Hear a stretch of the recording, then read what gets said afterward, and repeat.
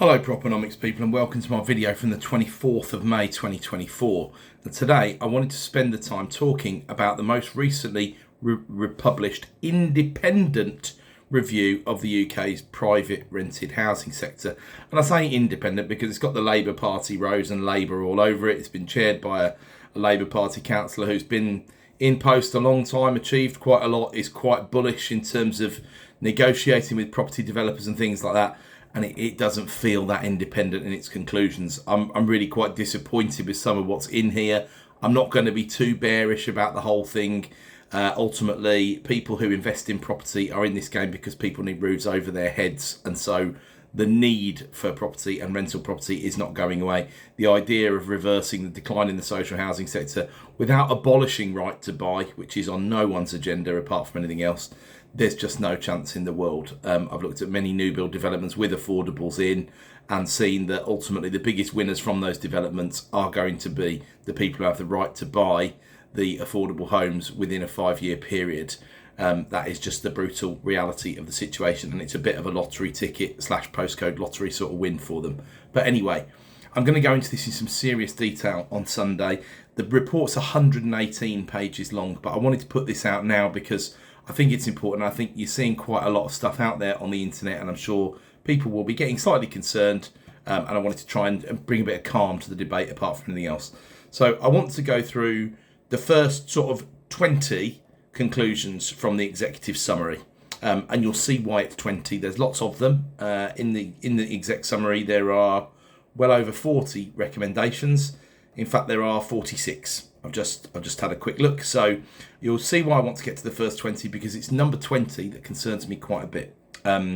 Here's the executive summary. Number 1, it's an independent review. There are conclusions, it says, so they don't reflect the Labour Party, the Shadow Cabinet, or any other individuals or organisation. And look, they have made an effort, don't get me wrong, in this report to canvass people like Ben Beadle from the NRLA, who I'm a big fan of, people who, Granger PLC, if you haven't heard of them, the biggest public company that owns private sector housing, started about 100 years ago, although these days Granger tend to concentrate on the top end of tenants because I think they probably got sick of the lower end. They started in Newcastle 100 years ago, so I can only imagine what the Granger logs have within them. But there we go. It talks about PRS renters. There's 2 distinct groups of renters, according to them. Renters on low incomes who rely on housing support to pay their rent, and renters who pay for their accommodation themselves. Yeah, I can see why you would make that distinction, but of course, in receipt of housing benefit might be 50p because you're at the benefit cap. Just bear that in mind. But also, it could mean all sorts of things. So there's more likely to be a bit of a blend, but I see why they would make that distinction. They say, sadly, the PRS is now the default tenure for lower income households. Yes, we've sold off 1.4 million social homes, so you can understand why that is. I don't believe that's in any way the fault of the private sector. I also see lots of families who want PRS because, unfortunately, the standard of social that exists is so poor. But, of course, that's not mentioned in the report, but there we go. Now, local authorities use the PRS to house statutory homeless families. I'm not sure about that, to be honest with you, because ultimately when they're in temporary accommodation, they might well be in B&Bs and other buildings that are not suitable for PRS stock. But there is an extent to which they've defaulted to certain homes for temporary accommodation. There's no argument with that. And of course, temporary has absolutely blown up during the pandemic. Why is that? There's a whole variety of reasons. It's complex stuff. But people who've been left behind by this wave of inflation, apart from anything else, have of course got themselves into some trouble. But they then talk about the 5 points that they rest on. So firstly, the crisis can only be fixed by a holistic approach to fixing the housing market. Fair enough. Labour will inherit a broken housing market, they say. They're very bullish in this report. It's talking like Labour has already won the election. Of course, this isn't a party political broadcast by the Labour Party, but it does at some stages raise an eyebrow, given that we're still in May. We know the election is July the 4th, but Labour haven't won yet, so this is a bit silly. And also, I think leaving out the fact that Labour presided over a significant amount of that breaking of the housing market, 97 to 2010, terrible collapse in houses that were being built and all the rest of it, and the financial crisis, and didn't do anything for construction in the aftermath of the financial crisis. They should probably be a little bit careful in what they're saying. But of course, right to buy was a Conservative policy. They had their chance to repeal it. They didn't do it because politically it would be very difficult. Although I'm not sure it would be that difficult, because it's realistically an aspirational thing mostly, or at least calming it down would have been quite a good idea for the public purse. But there we go. So they talk about significant reform to planning. They talk about land development policies. They talk about increasing the supply of affordable homes. Great. Okay, that's one side of the debate. They don't talk about the other side of the debate in terms of the cost of building, Section 106's, sills and all the rest of it. They don't talk about how few trades we've got in this country anymore following the pandemic, and also with the immigration rules being the way they are. They don't talk anything. They don't talk about anything that's to do with actually delivering these homes. And that's why in 118 pages, that's why I'm a bit concerned with a report like this. Now, they could say it's outside of the scope, but I think that ultimately, if you're going to look at one side of the argument, you have to look at the other. Otherwise, you don't produce a balanced paper. That would be my personal opinion. They want to return social housing to the second largest sector in the housing market.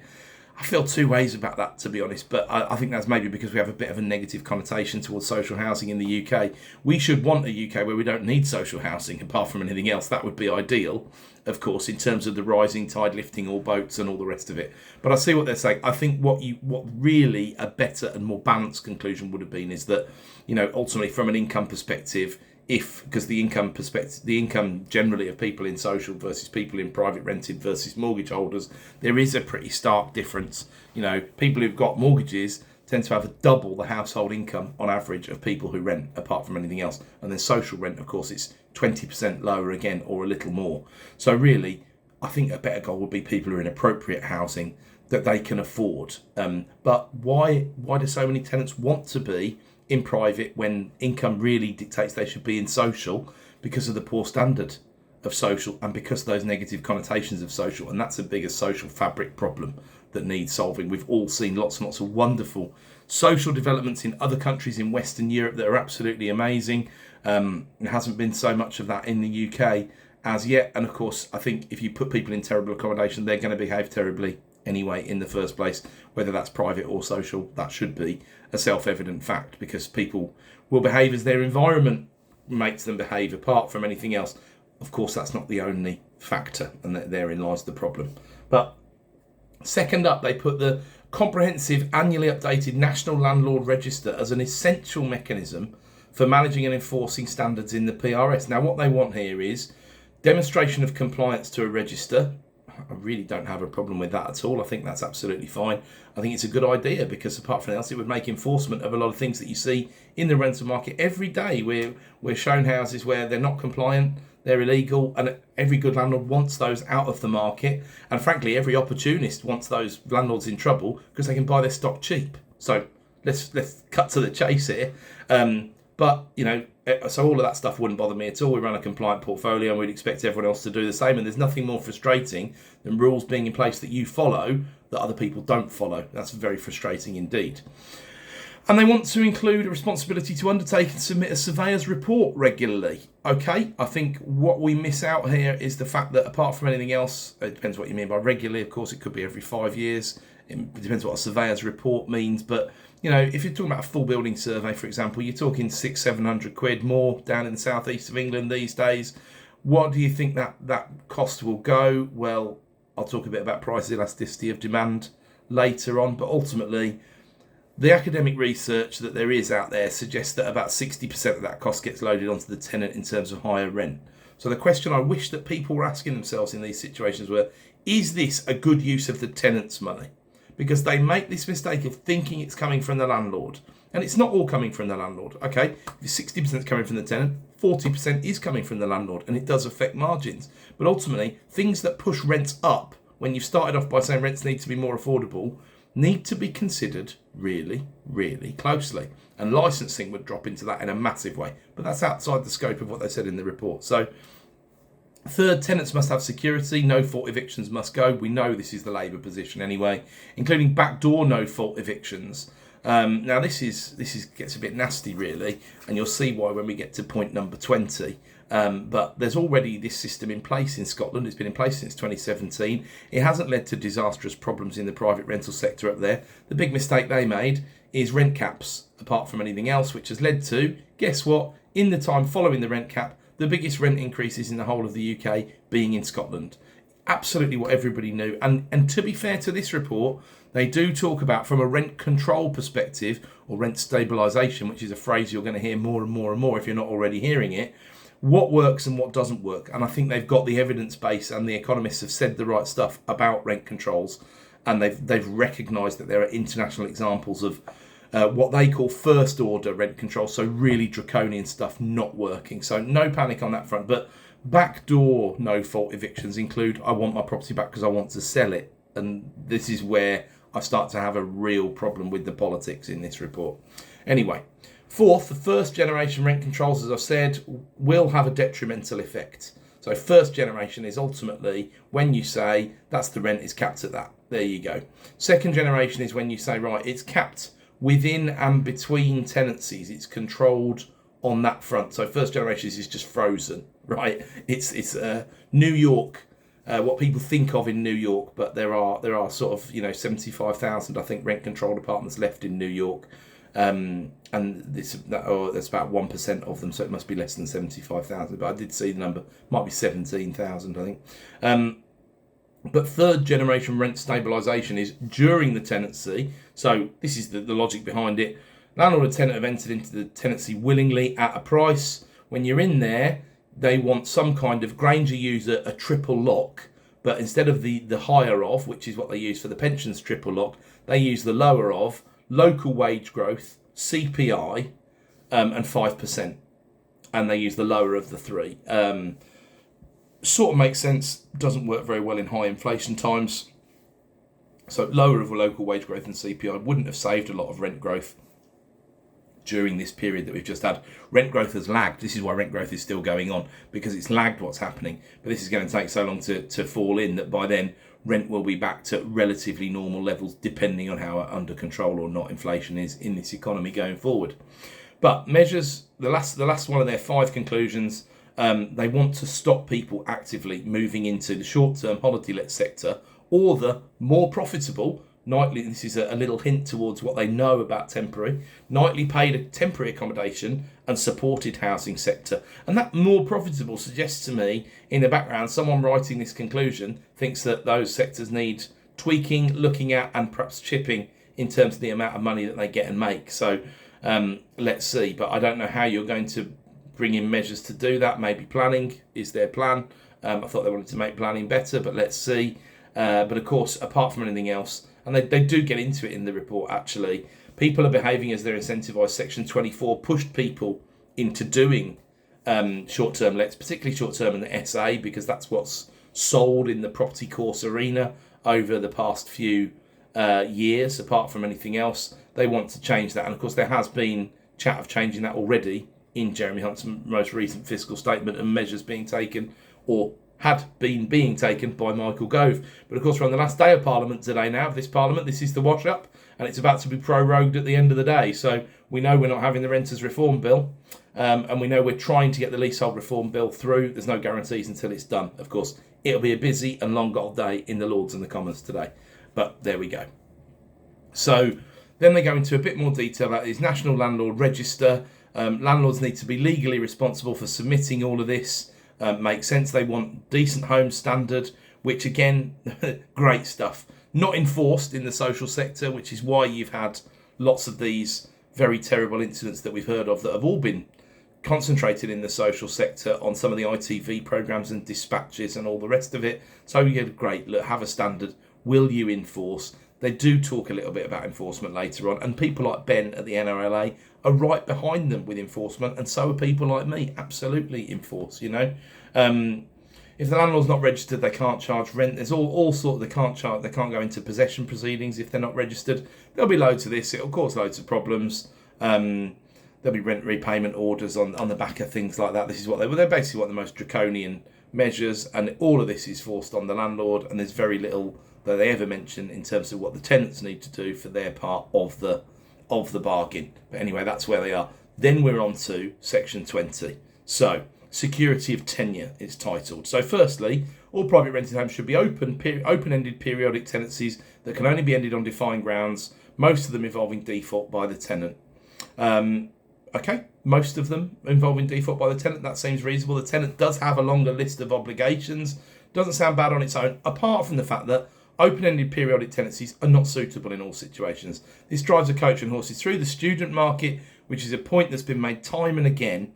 And I don't know what the people writing this report are thinking, because that argument has been done to death in the media. And certainly, again, by the efforts of people like Ben, who've been working hard in Parliament and at select committees and all the rest of it to tell people this doesn't work for student landlords. And it's crazy to try and impact that sector. That sector's already being damaged by the most recent immigration rules, and we already make mistakes around international students. We want the best, brightest, and frankly the richest students to be over in the UK, because apart from anything else, we want their money and their economic contribution to the country, because we need it. That's the reality of it, and things that fly in the face of that are wrong and ridiculous. But it's number 2 in section 20 that really got me irked. Wishing to sell the property should not be a ground for ending a tenancy. Now just stop right there for a minute. Right, so this is private property rights. Remember, we don't live in a communist state. This is private property rights. I own the property, but I would therefore have to sell it with a tenant in situ if I wanted to bring the tenancy. I couldn't bring the tenancy to an end to sell it. I mean, my goodness, I think they've probably got no idea at the moment that, especially in the environment we've been going through, houses with tenants in at particularly low rents, so the landlord is going to be so heavily punished for having either been kind to the tenant over the years, if you want to look at it like that, with rent increases, or not running their business properly, if you want to go completely to the other side of the argument. But either way, these houses have sometimes been trading 20, 30, 40, 50% below their full value, right? So where does that leave people? Also, apart from anything else, where would that leave the mortgage lender? I mean, they've given no consideration whatsoever to leverage and security, and how underwriters and how heads of credit risk and operational risk are going to look at things like this and say, hold on a second, can we still lend in this sector? And I mean, that would be seriously damaging. Luckily, like I said, let's calm down for a minute. It's only a report and some suggestions. It's not supposedly from the Labour Party. It's a report that's going to get a lot of airtime. It's had a lot of good people contribute to it. Next, wishing to occupy the property should not be a ground for ending a tenancy, apart from cases falling in Ground 1, Part 1, Schedule 2 of the Housing Act 88. That's where you used to live there and you want the property back. So let's say landlord, 48 years old, gets a divorce, wants to move in, or landlord and landlady, let's say they need to sell their main lovely shiny private residence that they've got. They've got 2 rental properties and they think, right, well, I can go to one and you can go to the other and we can wash up, and there we go. They're not allowed to move in there accordingly. Again, private property rights being the recommendation of them being severely compromised, and it's this ideological BS that I really think we need to look out for. I thought this went out with Jeremy Corbyn and John McDonnell. I'm not a colours to the mass voter in any way, shape or form of any political party, but this would absolutely mean I would never consider voting for the Labour Party when they consider things like this. It's ridiculous. Right. So they talk about lowering the notice period for antisocial behaviour, but they want the ground to be discretionary in order to avoid the risk of injustice to disabled people and victims of domestic violence. Now, I just don't see that being workable or reasonable. They've obviously never dealt with ASBO cases, generally speaking. They can be terrible. They can be terrible for the neighbours. It's horrible sometimes because you're powerless as the landlord to really do too much about it, because it's the people who are getting antisocially disturbed that need to submit their evidence to the EHO and the council need to do their jobs. But not everybody wants to blow the whistle on people because it might make things very awkward for them, especially with people who don't mind antisocial behaviour. So I think there needs to be a decent threshold of proof, but if you're over that threshold, it absolutely has to be a mandatory ground. Otherwise, you're just going to be able to go to court and go, oh, my mental health wasn't very good that day, and everyone goes, oh, it's mental health. We can't do anything about it. We've got to be very careful. And that's not a society, personally, that I want to live in, or I think that will help the majority of the people. I don't think it will. So I think eviction likely to cause rather than capable of causing nuisance. Technical difference, but it's agreeing with generation rents. That makes me worried in the first place. Tenancy agreement should take the form set out in the Renting Homes Wales Act. So this reports very biased too. Oh, Labour have done a great job in Wales.